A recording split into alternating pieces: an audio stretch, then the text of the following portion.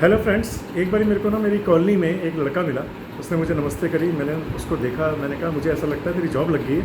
हाँ सर, मेरी जॉब लग गई है। मैं कहा कितना टाइम हुआ है? कहता मेरे को अभी 1 ही महीना हुआ है। मैं कहा सैलरी कितनी है? कहता 25,000 मेरी सैलरी है। तो मैंने कहा कुछ इन्वेस्टमेंट का सोचा? कह रहा सर अभी तो जॉब ही लगी है, अभी तो पहली सैलरी भी नहीं आई। मैं कहा अच्छा चलो पहली सैलरी आएगी तो क्या करेगा? कह रहा सर आईफोन लूँगा। मैं कहा आईफोन 25,000 की सैलरी? अरे सर आजकल लोन वोन तो हो जाता है, उसमें क्या दिक्कत है? मैं कहा कौन सा मॉडल? सर टॉप मॉडल लूँगा 1,60,000 वाला। मैं कहा बहुत अच्छी बात है। मैं कहा मेरे कहने पे 1,000 रुपये निकाल लेगा? सर 1,000 रुपये से क्या होगा? मैं कहा बहुत छोटा सा अमाउंट है। मैं कहा 25,000 सैलरी है, 1,000 रुपये निकाल सकता है पर मंथ? हाँ सर निकाल लूँगा। क्या करूँगा? मैं क्या एक छोटी सी इन्वेस्टमेंट बताता हूँ। तेरी सैलरी जिस बैंक में आएगी उसमें ना एक पीपीएफ अकाउंट खुलवा लियो और उसमें 1,000 रुपये डाल दियो हर महीने। साल के कितने होंगे? 12,000।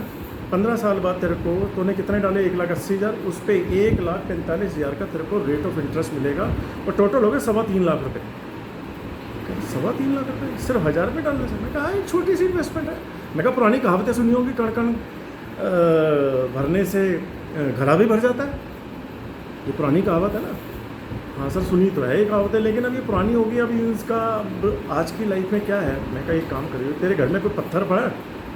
सर पत्थर? मैं कहा ईंट पड़ी है। हाँ सर पत्थर ईंट कोई घर में तो मिल ही जाएगी। मैं कहा एक काम करिए, पानी की बाल्टी लियो और उस पत्थर के ऊपर डाल दियो। तो सर उससे क्या होगा?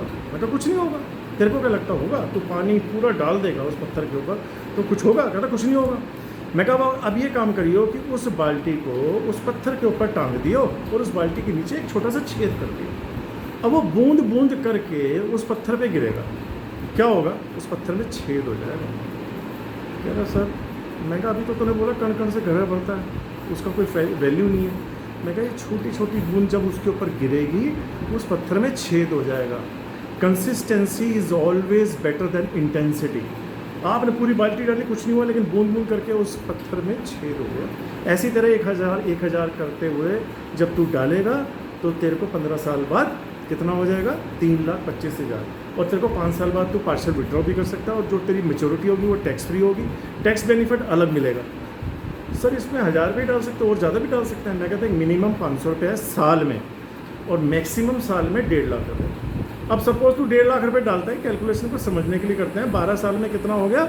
22.5 लाख रुपये।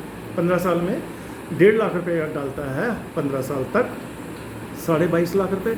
उस पर 18,18,000 का इंटरेस्ट बनता है तो हो गया तेरे पास 40,68,000। सर इतना बड़ा अमाउंट? मैं कहा हाँ, ये कण कण करके थोड़ा थोड़ा करके।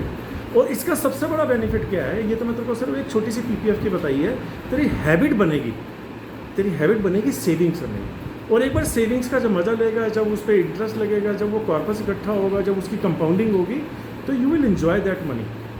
तो इन सब चीज़ों का जब तू ये कर लेगा, जब तू ये स्टार्ट कर देगा, तब तेरे को मैं FD, RD, mutual funds, gold, ETF, forex, real estate और भी कई फाइनेंशियल टूल्स है जिसमें तेरे को इन्वेस्टमेंट सिखाऊंगा।